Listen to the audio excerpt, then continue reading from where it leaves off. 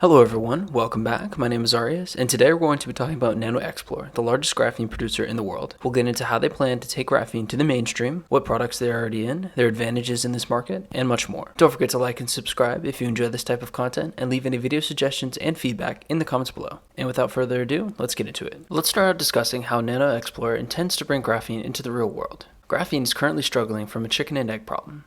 Manufacturers don't want to adopt it into their parts until there's a proven out supply going forward, and graphene suppliers don't want to invest in the capex to build the plants until they have a market to sell to. Nano is solving this by building out a full-scale, highly automated graphene production facility, of which they completed construction in July of 2020. This plant has a production capacity of 4,000 tons of graphene a year, which makes up 35 to 45% of the world's production capacity, depending on where you look. They also have the ability to double the capacity at this Montreal plant to 8,000 tons per year once they have sold out their current production capacity. They are also considering another 4,000 tons of production at a location they just acquired in North Carolina, which would be closer to OEM suppliers they're selling to and will cut down on the shipping costs drastically. This plant in Montreal is so highly automated that it can run with as little as 3 people monitoring production, which along with their graphite exfoliation process, which they developed in-house, has allowed them to bring the cost down to $10 per kilogram. If we do a little back of the napkin math, 4,000 tons, which I assume are metric, both because most of the world, including Canada, uses metric, and because they're using kilograms with reference to costs, is 4 million kilograms of production of graphene a year. At $10 a kilogram, 4 million kilograms of graphene would equal $40 million in revenue a year from this plant alone. CEO Sarush Nanzapur has stated that their ideal business model would be working with customers to develop IP involving graphene and then selling them the graphene powder plus IP, because this would be great for their gross margins and would allow them to work with many more customers. However, so far, to gain adoption, they have acquired downstream composite plastics manufacturers to move closer to working with OEMs and accelerate the adoption of graphene into the end product, and we will talk about some of the business examples later on. The final part of their business is a potential expansion into batteries, which they have claimed have shown improved charge rate, energy density, and cycle life, according to the company. We'll talk about this much more on a later slide, but this would be a huge windfall for Nano if they were able to successfully enter this already large and growing market. Let's talk for a moment about what graphene really is. Now, there are a whole bunch of videos out there on YouTube which will explain this much better, but here's the quick version. Graphene is the world's first two-dimensional material. It's made up of a 2D lattice of carbon atoms, visualized in the picture on the top right. It was discovered in 2004 and won the Nobel Peace Prize in 2010. It has some amazing properties. It's the best conductor in the world, better even than copper. It's incredibly strong, 200 times stronger than steel. It's flexible and provides some electromagnetic shielding properties. All of these properties add up to give this material many different potential uses going forward. One last thing I'll add is that different thicknesses of graphene provide different levels of performance characteristics, which trade off with cost and difficulty to produce. I'll link a video from another channel, The Limiting Factor, in the description that I think goes over these very well, but know that NanoXPLore uses an exfoliation process to reliably produce 6 to 10 atom thick graphene with 96 to 98% purity. This means that it's not technically graphene, but actually graphene nanoplatelets. This is easier to produce but doesn't have the exact same qualities as graphene with single layer thickness, although it is unclear to me what exactly the difference is. This here is a slide directly from NanoXPLORE's March 2021 investor presentation and lists all of the potential industries graphene could be utilized in. We will cover most of these that Nano has publicly talked about in the next few slides, but now I'll touch on the uses that I won't be talking about heavily later. Industrial building, construction, and agriculture have all been lumped together, as these will all benefit from weight reduction and strength increases that can come from the addition of graphene, as well as the recyclability of plastics with graphene added. Pipes and tubes will also benefit from the recyclability, as well as possible increased flexibility with less material and increased strength. Finally, paints and coatings will be enabled with graphene to shield electronics due to its electromagnetic properties. Now let's talk about some of their current business lines that they are already generating revenue from, before talking about some of their new businesses that will be soon collecting revenue from. Most of their current sales that they've given examples of are from the transportation sector. There are 2 examples in this sector, the first being a composite hood. This composite hood will reduce weight, which will increase fuel efficiency for ICE vehicles or increase range for electric vehicles. It will also increase the longevity of the product, as it will be better protected from degradation by the sun, and it will be easier to recycle at the end of life with the minimum amount of new virgin plastics added. The second transportation example is fuel and brake line covers. These lines will have an extended lifetime and drastically increased abrasion resistance over the previous generation solution. These were developed in partnership with Martin,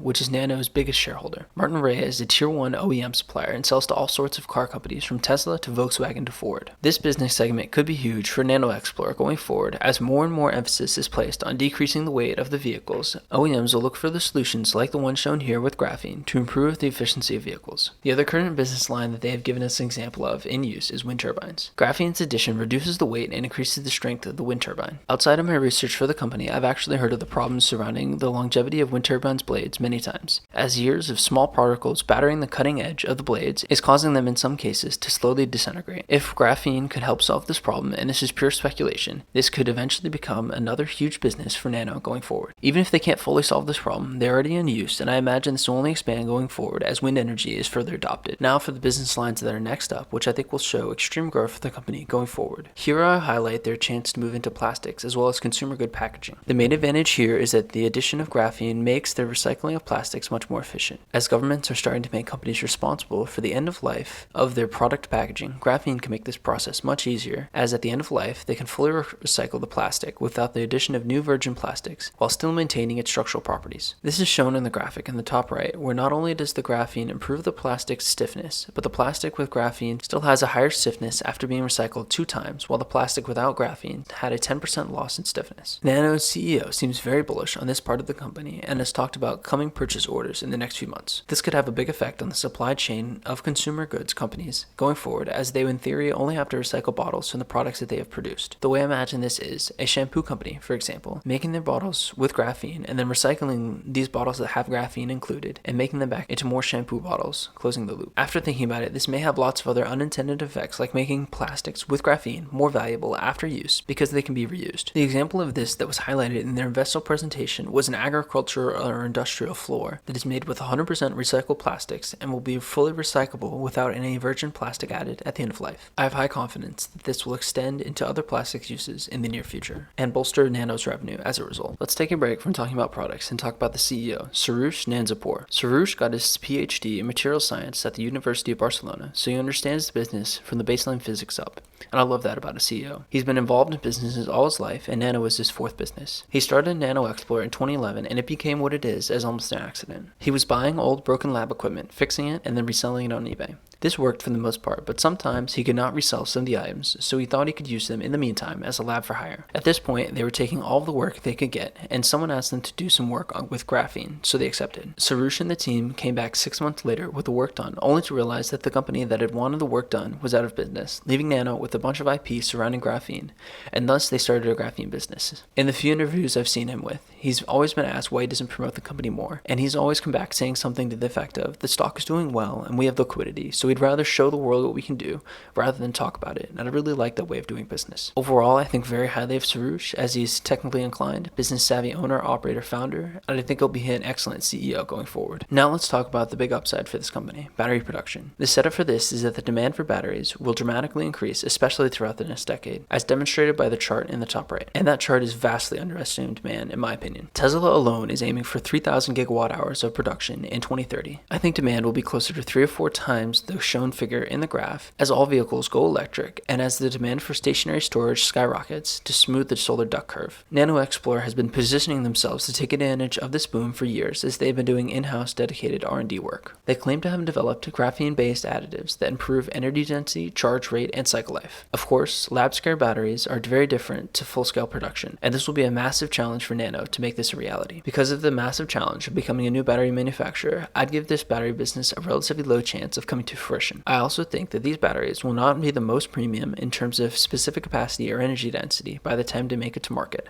However, batteries will be in such high demand that OEMs and utilities will be clamoring to buy them from anyone, including NanoXPLore, who will sell them to them. The market is so large and growing immensely, and this makes the upside so massive, you must factor this into your analysis, which we'll dive into on the next slide with the financials. Now, looking into the finances of NanoXPLore. They had sales in 2020 of $62.2 million, which was down about 10% from 2019's sales of $68.7 million. I suspect this was affected by COVID as customers cut orders for parts as demand softened, but I have no firm confirmation of this. Also, keep in mind that most of these revenues do not include the sale of graphene so far, as they are primarily from the sales of the composites manufacturers that they have acquired, as their graphene production facility just opened in July of 2020. As you can see in the chart on the right, the majority of the revenue is coming from the transportation sector, with smaller proportions being made up by building, construction and industrial, wind energy, and agriculture. As of the time of the recording, Nano has a market cap of just over $400 million and a share price of $260 a share. They are traded under the the symbol TRA in Canada, and then on pink sheets in the US using the ticker NNXPF. They have a decent cash position of approximately $65 million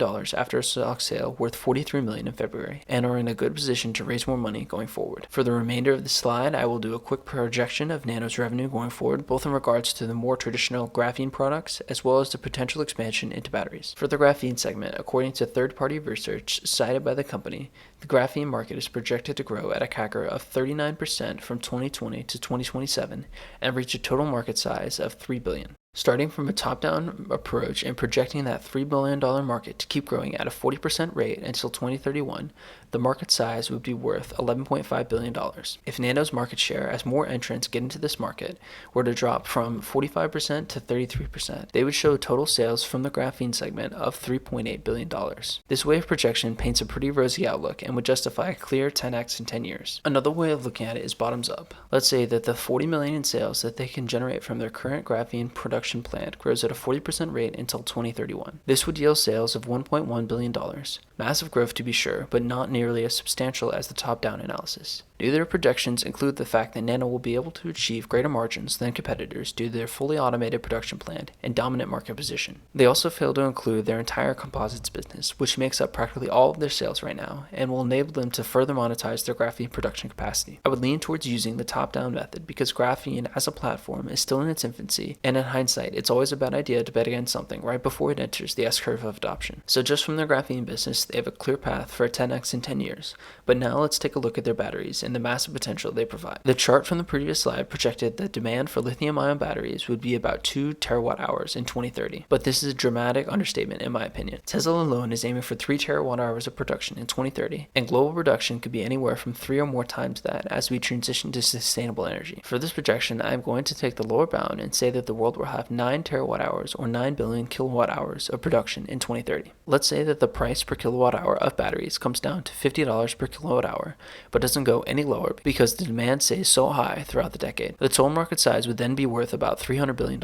If Nano were to just take 1% of that, they would have about $3 billion in sales, enough to justify a 10x, or just 0.5%, which will give them $1.5 billion in sales, which would definitely be significant. If the projections about market size are correct, a 0.5% would be about a whole Nevada gigafactory operating at high yield rates, and 1% would be about 2 gigafactories. Imagine, with some miracle of execution, if they were able to take maybe 2, 3, or even 5% market share. This business would instantly be enormous and power Nano stock to new levels. Nonetheless, keep in mind that for NanoXPLore, this will be a gigantic challenge to get into the battery business, but could be a huge boon if they manage to do so. If we total up my sales projections and my most optimistic cases, the top-down analysis of the graphene business, and building 2 gigafactories before 2031, Nano's sales would be about $6.8 billion, showing huge upside from here. Now let's wrap it up with my conclusions. Graphene has some pretty astonishing material properties and will absolutely play a role going forward in innovation. The question now is one of adoption, both speed and magnitude. NanoXPLore is working to solve both of these problems by building a state-of-the-art production facility and then finding uses, thus driving adoption at higher speed. And while Nano is a very speculative company as it is revenuing under $100 million a year,